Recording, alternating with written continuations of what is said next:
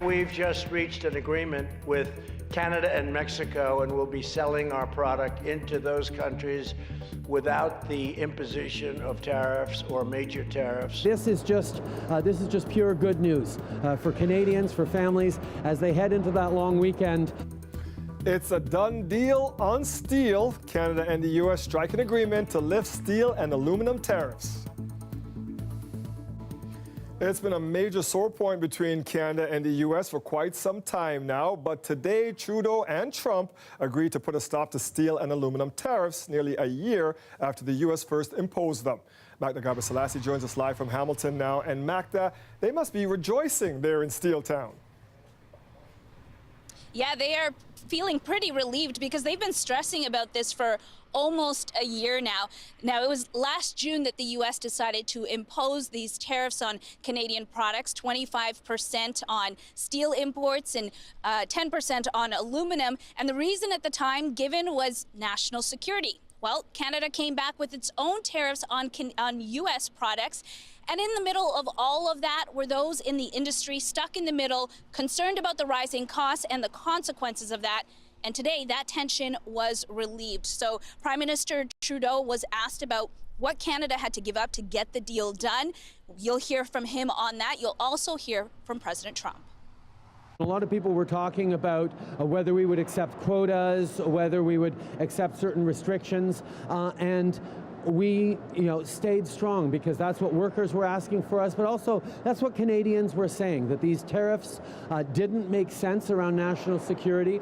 They were hurting Canadian consumers, Canadian workers, and American workers and American consumers. And we got so much support from Canadians that we should stay strong and expect a full lift and work towards that full lift. That's exactly what we did. That deal is going to be a fantastic deal for our country. And hopefully Congress will approve the USMCA quickly.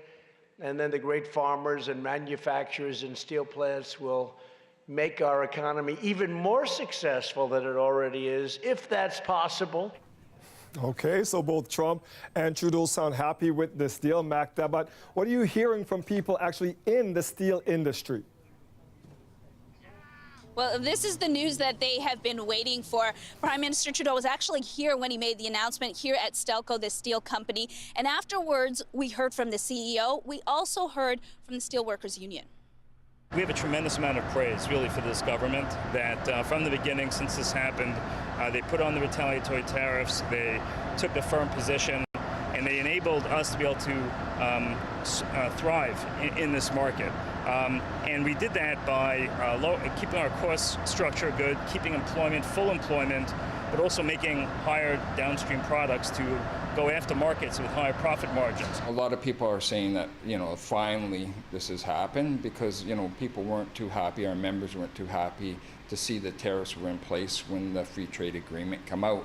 Because the Prime Minister come into our plant over a year or so ago and he said he had our back. So it should be better for business, primarily the business that goes to the U.S. Now, how long will it take to actually get rid of these tariffs?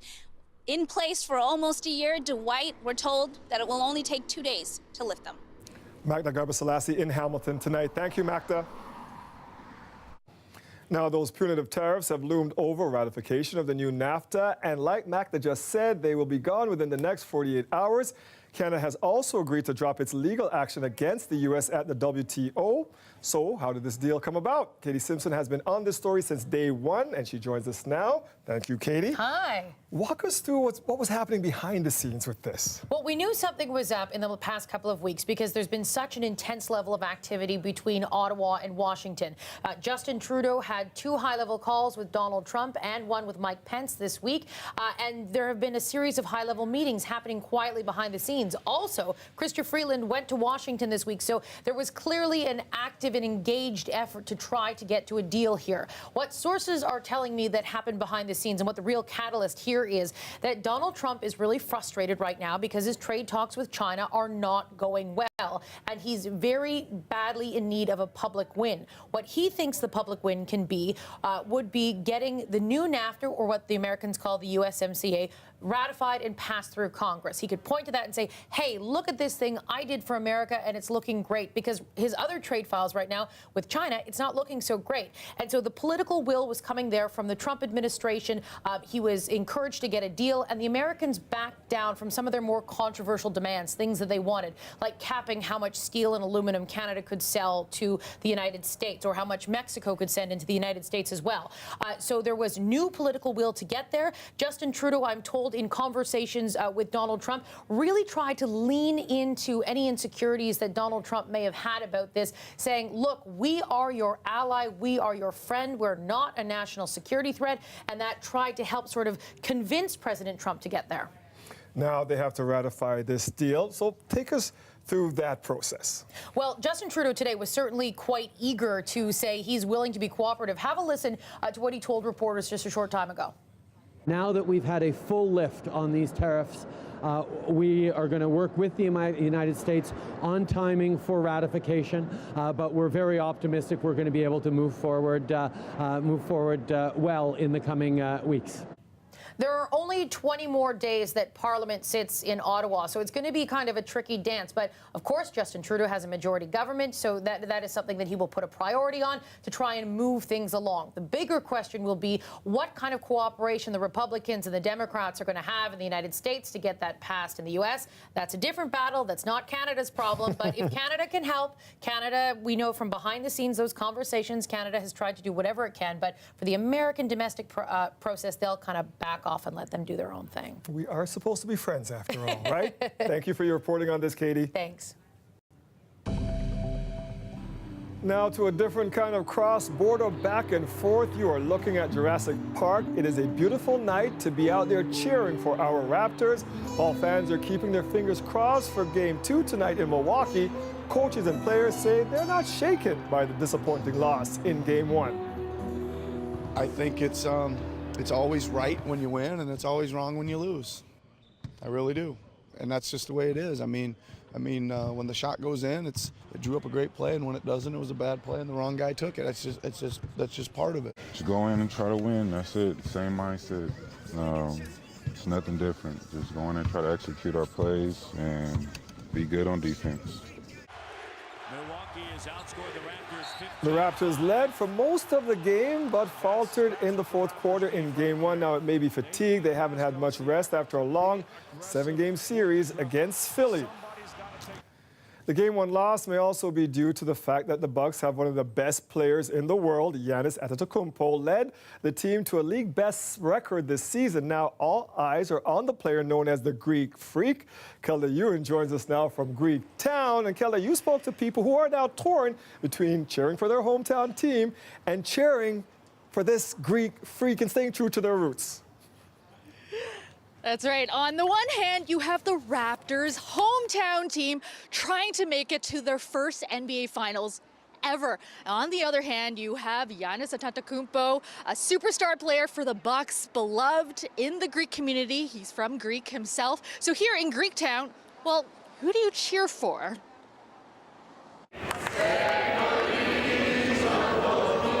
He's adored in Milwaukee and by basketball fans around the world. But for those who are Greek, there's a special kind of kinship.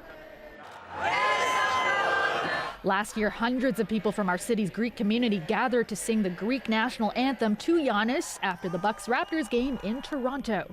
The global ambassador to Greek Canadian Games. Frank Karantonis, a Toronto doctor and a proud Greek Canadian, remembers it well. He came and greeted the kids, signed thousands of autographs.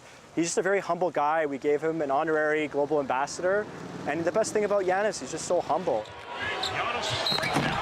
He's also arguably the biggest obstacle facing the Raptors in their quest to make it to their first NBA Finals.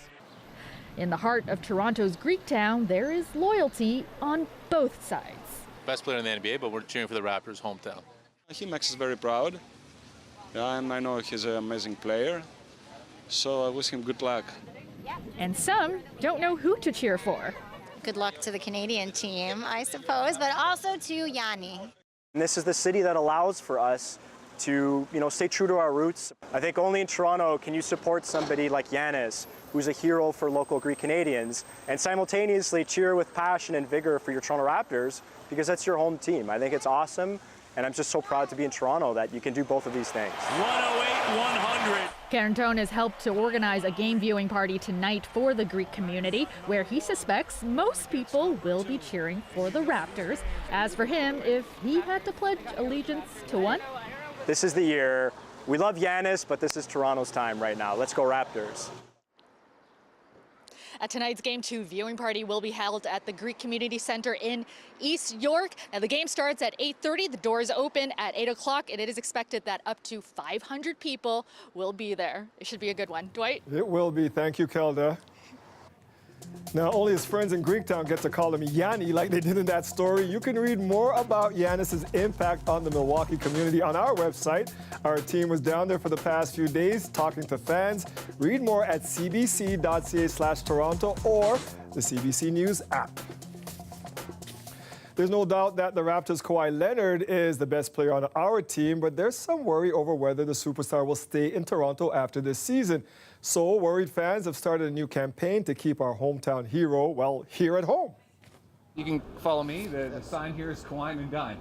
So basically the idea is if Kawhi sees this on any door of any restaurant, that he can come in and he can eat for free. I'm definitely expecting him to show up. Like I was saying, we have a seared deer haunch that we serve on the menu, and we serve it rare, so I think you should come in and have a taste of that. Kawhi and Dine allows Kawhi to eat free at any participating restaurant. The campaign was started yesterday by Raptors fan site, the Raptors Republic, and is supported by Rethink Canada. And so far, 8 restaurants have signed on, with 20 more expected to come on board very soon. All right, what do you think of that idea, Colin? I love it. The deer haunch, that's awesome. I love it too. I think it won't be long before there's maybe hundreds of restaurants that are going to jump on that bandwagon. Wow, we have a lovely evening out there. That patio, didn't it look nice? Yeah, it's nice patio weather that we have tonight, and nice weather as well for our fans down at Jurassic Park. The temperature is going to cool down just another couple of degrees, so 15 degrees as we get into the 7 to 8 o'clock hour with still all that sunshine. 11 degrees at 9 p.m., partly cloudy skies we'll be seeing as we head towards 11 p.m., 9 degrees for your celebrations. Let's hope. Current temperature, there it is, 17 degrees. Just so nice to have this ridge of high pressure in place and giving us these conditions as we're heading into a long weekend. There are some changes that are going to be coming. We're going to talk about that.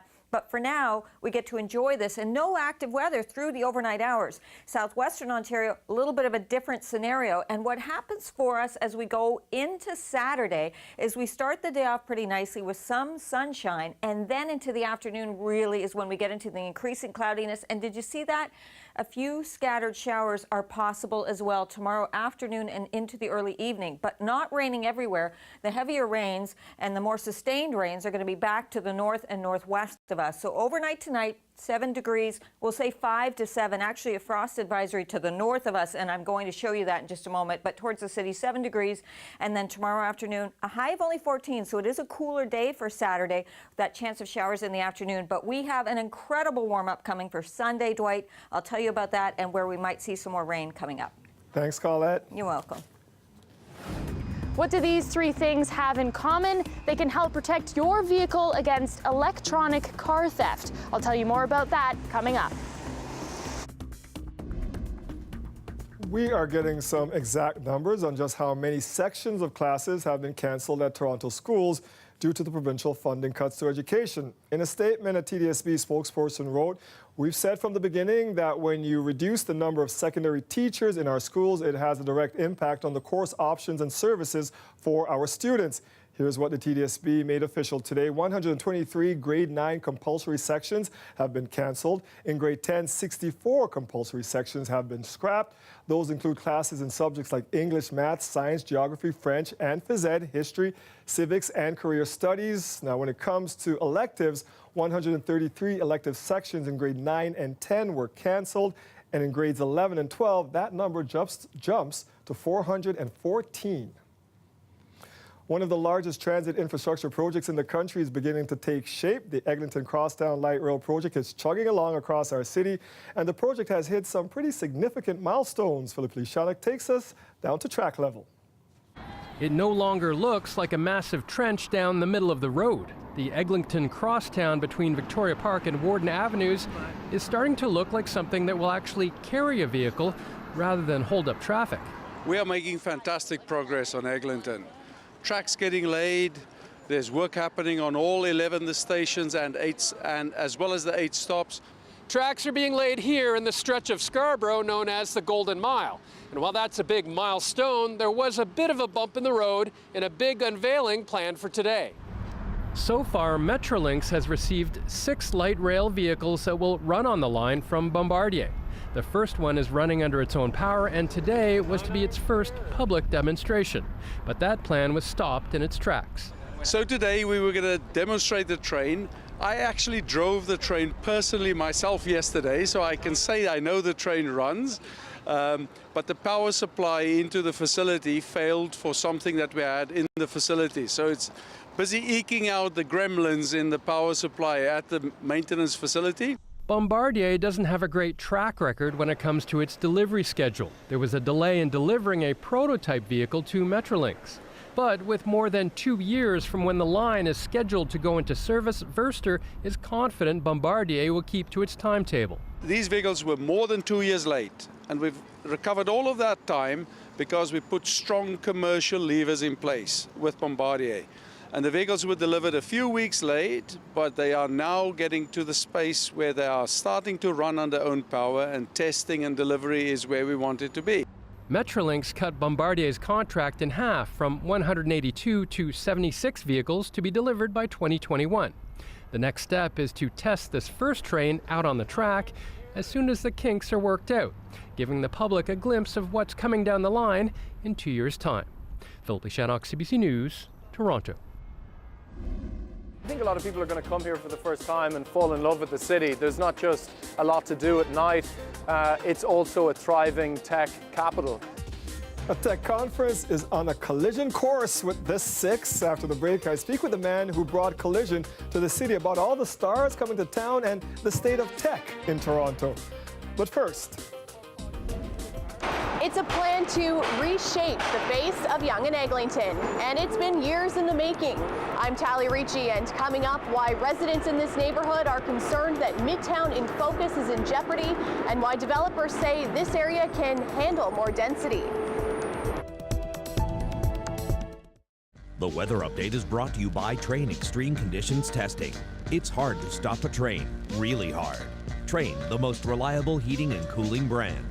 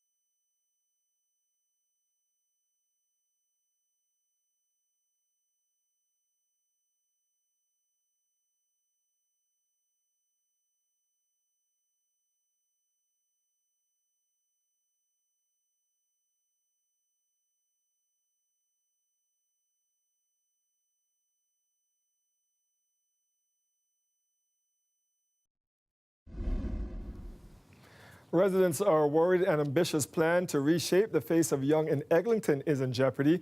Midtown in Focus limits the height of buildings and ensures there's plenty of parkland among the skyscrapers. The problem? The province needs to sign off, but they're dragging their feet, and some residents worry a more developer-friendly version is in the works. Talia Ricci has the details. Pylons and excavators have become a part of the scenery in the Yonge Eglinton neighborhood. And over the course of a few years, the community put their thoughts into how the growth should happen. To control some of the density, the heights, allowed for some public spaces, public green spaces. Originally, Midtown in Focus allowed 15 to 20 sites in the Yonge Eglinton Center to reach up to 46 stories. The revised version submitted to the province recommends a cap at 35 stories. After City Council signed off on the plan, it went to the Ministry of Municipal Affairs and Housing for approval.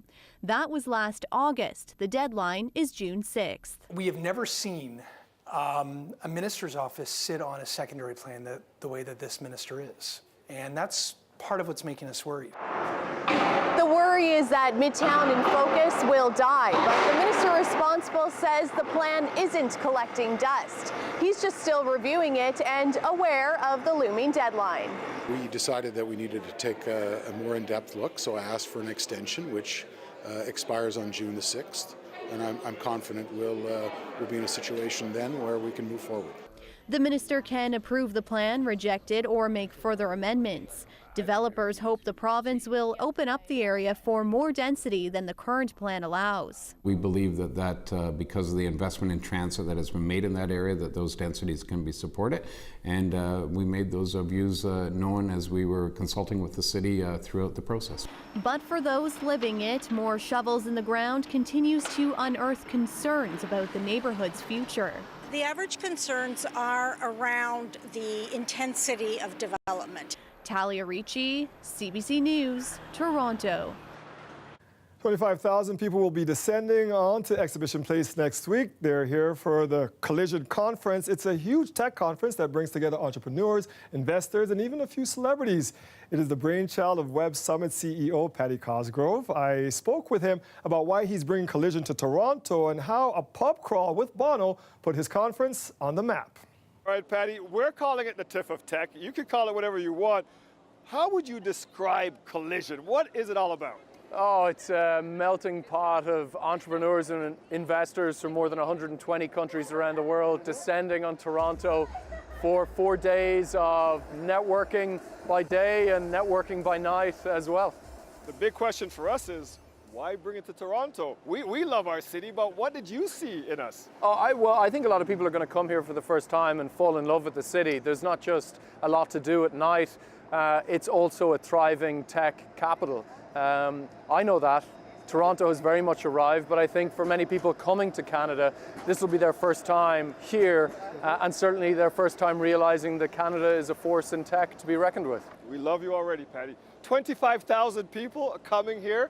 What's then drawing them to Collision? What are they going to be doing while they're here? Yeah, they're drawn by incredible speakers coming from some of the major tech companies, some of the most exciting tech companies. There are, of course, various celebrities from the world of movies and sport. You can brag a little bit and give us some names if you want. So Seth Rogen, one of Canada's finest. Yes, we love him. Terrell Owens, one of the NFL's finest. Coming? And they'll all be out on, out not and just about. by day, but out and about at night as well. A core part of Collision is our pub crawls, and they'll very much be on them. That's my next question. We are on King Street talking to you, Paddy, because part of this will be the pub crawl. Yeah. And there was a famous pub crawl you did. Was it in Ireland with Bono? Take us back to that one. It all started more than half a decade ago. Bono offered to take some tech founders on a pub crawl. Elon Musk of Tesla and SpaceX fame ended up being in his group. Bono recruited some of the, lots of other famous musicians and actors to take different pub crawl groups, and hopefully by next year we'll find an equivalent of Bono in Toronto. Some names have been thrown around. Drake, you want to do a pub crawl? Just say. Yeah, Drake would be fantastic. There are many others, and we'd love them to take incredible people from around the world on a tour of their city. These are people that are proud Torontonians, and I'm sure there's lots of lovely and great watering holes that are worth bringing some incredible entrepreneurs and investors to. Besides investors and people with ideas, who else do you think will be attracted to the conference? I think a lot of large companies that are beginning to realize that if they don't change, they're not going to be in business for much longer. And we have some of the most innovative large companies in the world. Many of the Fortune 500 companies that are moving with the times are here. That includes many of the biggest banks from around the world, some of the biggest mining companies, shipping companies, aircraft manufacturers. So on one level, it is very much a gathering of the most interesting startups in the world, but that then creates a gravity that pulls in some of the most established and successful companies of the last number of decades. You mentioned Toronto's growing tech sector. What do you think is giving us a bit of an advantage here? I think in particular, Canada has remained open at a time when America, the traditional magnet of the United States for so much overseas talent and entrepreneurs, has kind of begun to close up. Silicon Valley for decades was driven by immigrant talent. More than 50% of the most successful companies founded by first-generation immigrants. And that's an important catalyst of innovation in any country. And, I think Canada has a huge opportunity in the current environment, and hopefully Toronto and Canada remain very much open to the world. Well, we thank you for bringing Collision here, and we're so looking forward to this conference. Fantastic, Patty. thanks a million. It'll be a fun time. Great, great. Super amazing. I mean, when I came close to it, I didn't realize that even the seats were made of Lego, and some parts of the tires also. Still ahead, we'll show you more of this completely drivable car made entirely out of Lego. Stay with us. We'll be right back.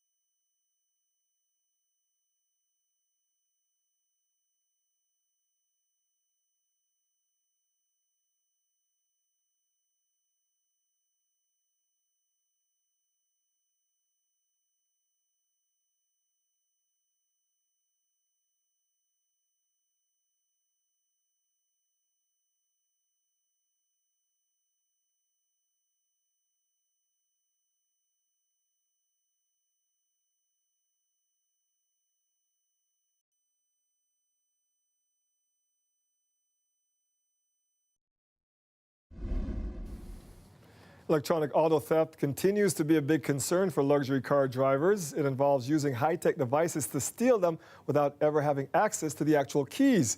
Toronto police say a growing number of criminal organizations are now doing it, and car owners are left trying to figure out how not to fall victim to it. Taylor Simmons set out now to find some solutions. You know, it was stolen. Unable to sleep last month, Danny Goulis looked out this window at 3 in the morning, then did a double take. There's no car. Police believe Goulis was the victim of a relay theft. This video shows how it works. Thieves place a device near the door where most people keep their keys and boost its signal to open and start a car. Toronto police say these kinds of electronic car thefts are up 90% across the city. It's highest in these 4 divisions, worst in 13 and 53, where Goulis lives. It was really strange to me that they could take something without a key. This is a simple solution. But now Goulis says he feels like a fool. He discovered an old Christmas tin could block the signal coming from his fob. Doesn't open. And this $1 thing would have prevented the whole theft, right? Yeah, it was very scary. Vaughan driver Lisa Devin says a more high-tech solution saved her Toyota Highlander in March. She says the thief disabled her factory alarm, but she'd installed a secondary one. When he opened the door, then the alarm started blaring, and that's kind of what spooked him. Devin says she took her security even further when the thieves came back. I'm quite upset that people are trying to come and take it away from me, really. Now, a thief would need an added untraceable key fob, her cell phone, and a pin for an added keypad to drive her car away. She's also discovered she can put her factory key fob to sleep so it doesn't send a signal. You press this lock, and this, you press it twice, and then this red light will flash. Here's the tracker. Although reactive, car security expert David Korak says with constant changes in technology, a GPS tracker is your best tool. Say you know you're never really going to leave the house after 10 o'clock at night. After 10 o'clock at night, if the vehicle leaves my geofence, of as little as 50 meters, you get a text message. Some car manufacturers offer GPS already, but Korak says an added tracker can be hidden anywhere in the car, leaving thieves unaware. It's going to be very difficult for them to find it.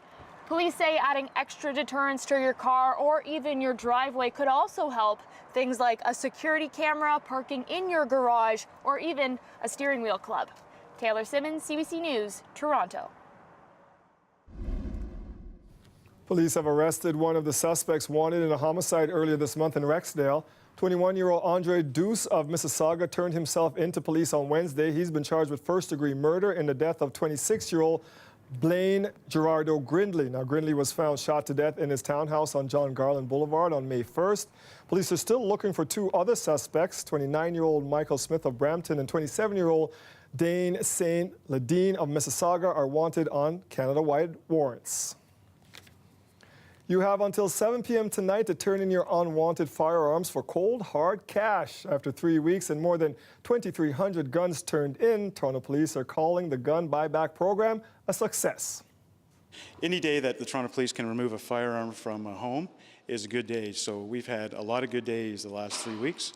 We've had, from brand new handguns to, of course, the antique, older firearms that were used back in World War I and World War II. But any firearm that's operational poses a risk to the community, and we feel, as the city does, is that a home without a firearm makes that home and neighborhood a little bit safer. Owners were given $200 for a long gun and $350 for a handgun.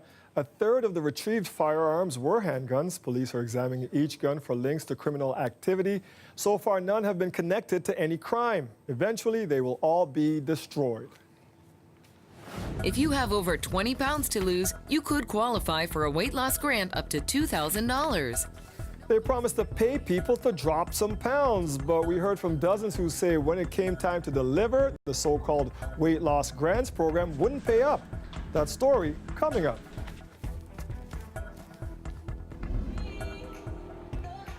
Gearing up for Game 2, Raptors fans will soon flock to Jurassic Park outside of Scotiabank Arena. Toronto down 1-0 against the Bucks. Tip-off in Milwaukee goes in about 2 hours. The music is pumping up. The weather looks good for them to be hanging out in Jurassic Park tonight, Kennedy. Yeah, it sure does. It's looking great. I'm getting so excited myself. This is just good. We've got to take one away. Of course, we've got to take one, and this is it. Yeah, it looks beautiful down there at Jurassic Park because it is a lovely evening. Not worrying about frost there. However, I do want to just point out that we have this weather advisory, frost advisory here to the north of us in all the areas you see here. It includes Barrie, and I know most folks know that it's been too early for most plantings, but maybe you've got a hanging plant, you've been putting out things like that. They need to be brought in or at least protected here because of that potential. It's 17 degrees right now, a really nice evening, a little cooler up towards Barrie, 13 if you're traveling up towards Cottage Country, 18 in Hamilton and St. Catharines. There we have it. High pressure is in place, and when we have that sinking air. It's more stable. That's why we're not looking at active weather overnight tonight. However, southwestern Ontario getting a little bit of not only shower activity there, but some isolated thunderstorms possible. We will stay protected, and it's only a few clouds through the overnight and tomorrow morning, but then more clouds will be moving in as this broad system back here towards the west of us is going to have an impact through our long weekend. So let me walk you through it. The high pressure is going to be moving off tomorrow morning. Clouds on the increase through the afternoon. Quite a bit of cloud cover at times coming through. In the afternoon, also a slim chance we could see a few isolated showers popping up. I want you to know that tomorrow afternoon and evening. But the greater chance really comes, and the warmer air comes into Sunday. So the warm front will go through. We will see some showers associated with it, possibly earlier in the day, but more likely Sunday night into Monday. Sunday, the temperature spikes. Into Monday, the cold front is going to be going through. With it, again, we get into more wet weather, probably more than we'll see anywhere else during the weekend, but early in the day, and then improvement. We'll also see the temperatures coming down, though, because it is a cold front. The winds will turn around towards the north or northerly direction. Overnight tonight, I'll look at some of our lows from 7 degrees at St. Catharines to lows of about 4 in Markham, and again, some patchy frost certainly possible. Many areas 14, that's about it. So mid-teens, the highs tomorrow. Much cooler than where we are today. And then we get into that risk for some showers. Greater chance, so as I mentioned, Sunday into Monday. Not only that, but it gets breezy into Monday as the cold front goes through. But come on, I got to point out that 24 degrees looks like some beautiful temperatures we're going to be seeing on Sunday before it cools down and gets a little more reasonable into Monday, Dwight. Isn't that why they call it the May 2-4 weekend? That 24 on Sunday? Yeah, well, it is now. Thank you, Colette. You're welcome, Dwight. Pride ourselves in being a diverse and inclusive city. It is something that is important to us. It's fundamental to us as Torontonians. But it's also critically important that we acknowledge that there are still far too many people who experience discrimination, intolerance, and hate in our city.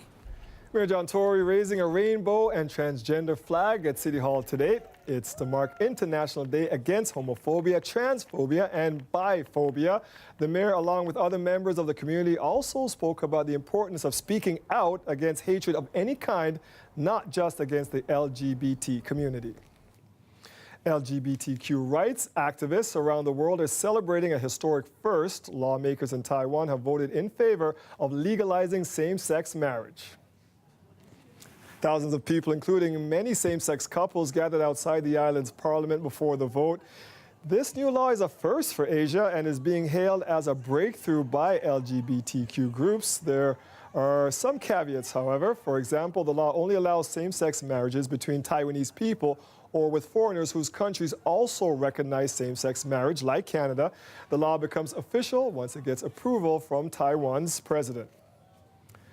Brexit talks have broken down yet again. Theresa May's Conservatives and the opposition Labour Party are trying to find a compromise that could win support in the British Parliament.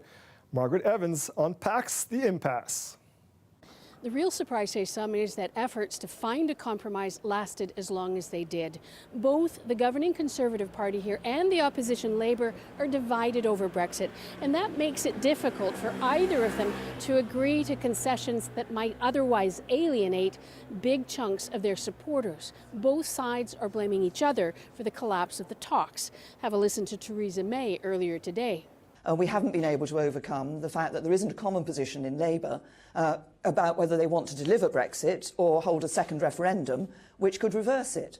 May was campaigning ahead of European Parliament elections next week, elections that Britain is only participating in because it hasn't been able to agree on an exit plan from the European Union, and May blames the British Parliament for that. We wanted to be out of the European Union. Indeed, if Parliament had backed our Brexit deal, we could already have left the EU. But the opposition leader, Jeremy Corbyn, is pointing to the pressure on Theresa May from within her own Conservative Party and the promise that hardline Brexiteers have wrested from her that she will resign whether or not she manages to get a Brexit deal through Parliament or not. The Prime Minister's announced the date she's leaving. There have been increasing noises off stage by Conservative cabinet ministers and others who don't agree with much of the talks. In other words, if Theresa May actually keeps her pledge and triggers a leadership campaign, there's no real obligation on her successor to honour any agreement reached with the Labour Party. And as for that potential leadership race, there are already plenty of candidates circling. The former London Mayor Boris Johnson, the first to throw his hat in the ring.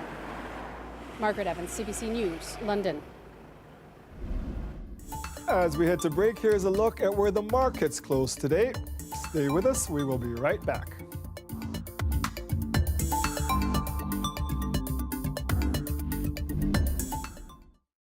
This market update is brought to you by SSQ Insurance, reminding you that stronger communities make every person stronger.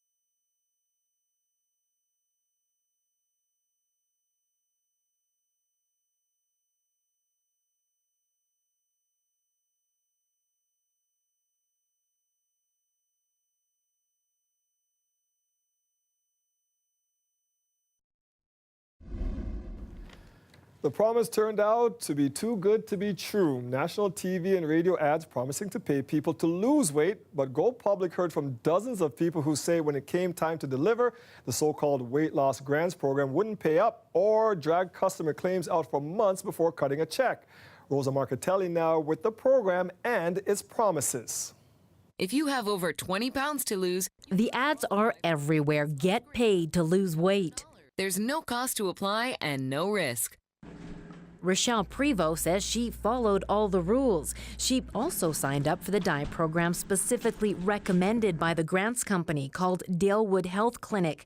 She and others paid $2,400 up front after being told they'd get up to 80% back in grants. She lost 50 pounds, 23 kilograms, before the deadline, but her grant was rejected. The grants company says she broke a rule by recording her final weight too early. That rule didn't exist when Prevost took part in the program. It felt like they were moving the goalposts. The program also required participants to write a review for the website before the grants company would even consider giving them the money. Larry Smith says he worried he wouldn't get paid if he didn't. His $1,900 grant was approved last August, but there's still no check. You've got to write a happy letter and then hope you get paid. What customers say they didn't know is the weight loss grants program and that diet program it recommended are connected. They used to share the same office, and our investigation found they also have the same person running both companies right now. Dalewood says that person is an impartial temporary consultant. I think it is a conflict of interest. Consumers should be made aware that there's a relationship, if in fact there is one. Dalewood says there's no conflict of interest, that customers can go wherever they like to lose their weight. The diet clinic is now changing its name to Trillium Weight Loss. We asked the weight loss grant program why so many people say the grants are hard to get. The response came from Dalewood, saying it recently started cracking down because fraudulent claims had gotten out of control. It says more than $730,000 worth of grants have been paid out since 2015. That amount can't be verified, but GoPublic did speak with other customers who say they did get their grants. Those that didn't aren't buying the fraud claim.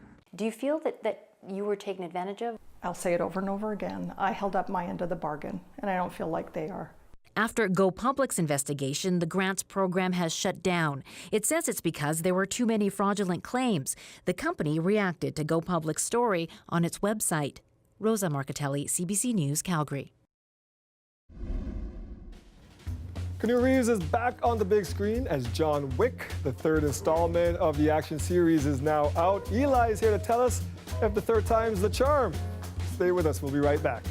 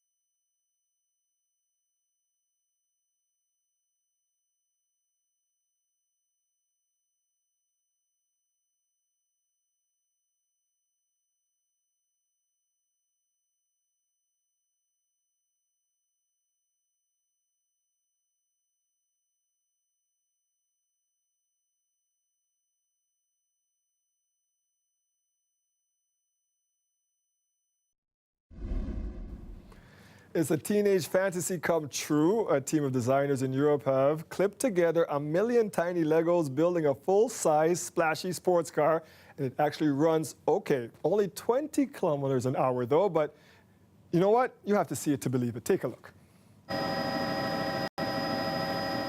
we have built the car made up of standard Lego Technic elements you find in every single Lego Technic SKU, gear wheels, connectors, beams, motors, that we have accomplished actually to put into a 1.5 ton car and made it drive. That's pretty unique. It's the ultimate dream, you know. Yeah, the small kid inside me wanted to build large cars ever since there was a kid. So yeah, this passion to build something new and to just do something that wasn't here before. That's something that drives me. Everything, I love everything. Yeah, there's this nice detail. This is a working door handle, and the locking mechanism is also working. So you can open the door just like in the real car. It's super amazing. I mean, when I came close to it, I didn't realize that even the seats were made of Lego and some parts of the tires also. What do you think about the car? I want it. You want it?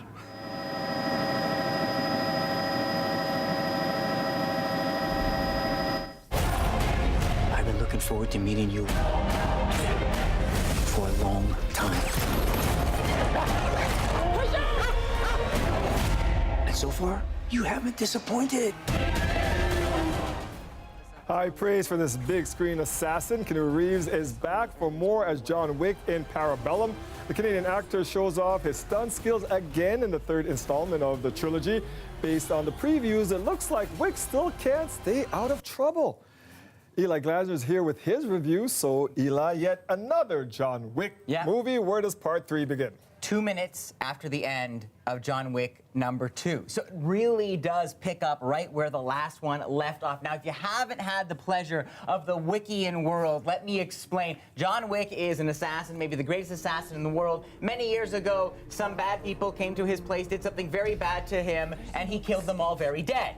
This movie is about someone he killed in #2 that he shouldn't have, so now he is paying the consequences. And when the movie begins, we see Wick still operating in this world controlled by the High Table, these crime lords that really set the rules that Wick broke. So in the beginning of the film, and I'll show you this clip in a moment, you see this group of switchboard operators. They look like hipster librarians. They look like they just left the roller derby. They got their beehive hairdos, and there they are, and their cat's eye glasses, and they're there to tell the world that Wick is out. He has been excommunicated, but this is a time thing. So you'll see there's a doctor trying to patch up a bullet wound, but the second it's 6 o'clock, it's tools down. Let's take a look. Doc, 5 seconds. John Wick, excommunicado in effect in 3, 2, 1.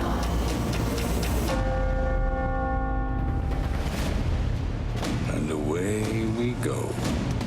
Ian McShane there as Winston, the manager of the Continental, the one safe zone in the world of the High Table. He can do with syllables what Keanu Reeves can do with swords. He's just so wonderful to listen to. All right, so we have Reeves, we have lots of guns, lots of bad guys. What's different about this one? I mean, the pace, it is hectic. It starts at a run, it never stops, but there's actually a few new women in Wick's life this time around, beginning with Angelica Houston. She plays the director who, I don't know, she's Russian-ish. She has an accent that's as thick as borscht. She has a connection to Wick in the past. So, well, let's watch her reaction when he asks for help.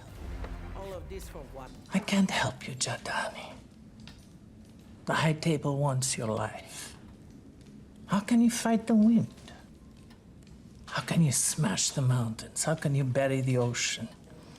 How can you bury the ocean? I mean, that's the thing about the John Wick movies, is it's not subtle, but it is enjoyable. There are definitely pleasures there, which brings me to Halle Berry. Now, Halle Berry is a new character in this called Sophia. She's gotten a promotion, so she's kind of going higher and higher in the world of the High Table. Not happy to see Wick. Take a look.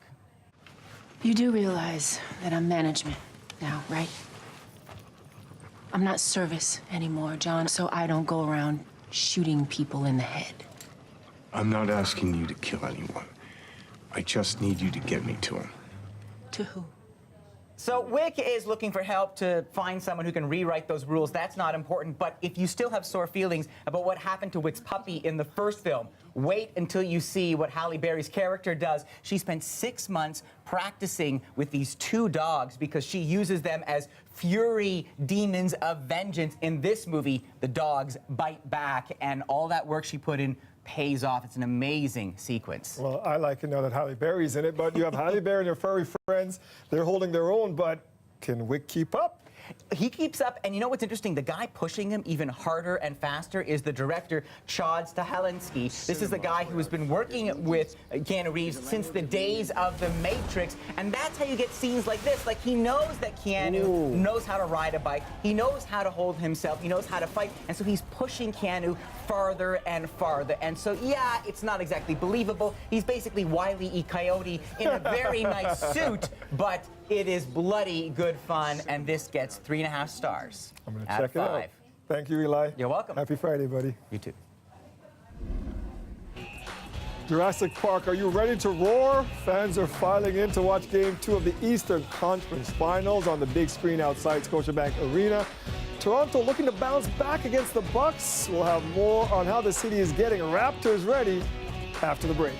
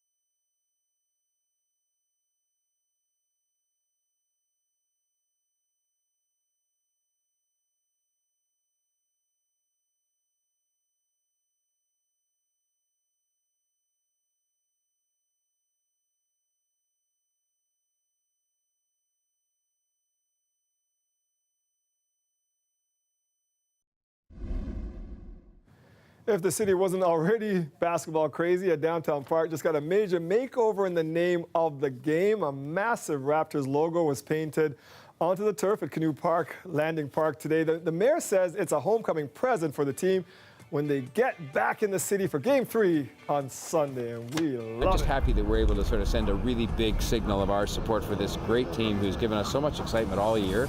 And, you know, hopefully this will be a boost when they're in, you know, in Milwaukee playing this game so they can come home with the series tied and really put it to them at the Scotiabank Arena starting on Sunday.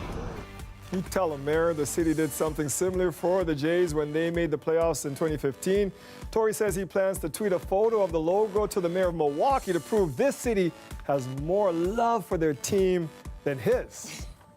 It is a contest. The last time my friend Colette Kennedy wore the Raptors red. It was the big shot game. She's got it on again tonight, so I'm feeling even more confident now. We'll do anything. We'll take anything. Anything to try to win. But the weather for Jurassic Park and for the next few days. The weather for tonight for Jurassic Park looks just awesome. It's still 17 degrees out there, so and no active weather overnight tonight, just that frost advisory to the north. But let me just show you, we'll throw up the 5-day forecast because I want to show you the temperature progression over the next couple of days. Saturday cooler, Sunday we spike. I know, Dwight, you said that might be why it's called May 2-4 weekend. There's one other reason it's also possibly called May 2-4 weekend. But Monday, a little bit cooler, 18 degrees, and that cold front will go through. So the chance for some showers. We have it a few spots over the weekend, but especially Sunday night into Monday morning. So starting on Monday, could be a little wet before it dries back out again. And a few other areas, we could have some scattered showers. Right. Not much. We have to do it. You know what to say. Oh, I know what to say. Looking at Jurassic Park. Go Raps, go! Go!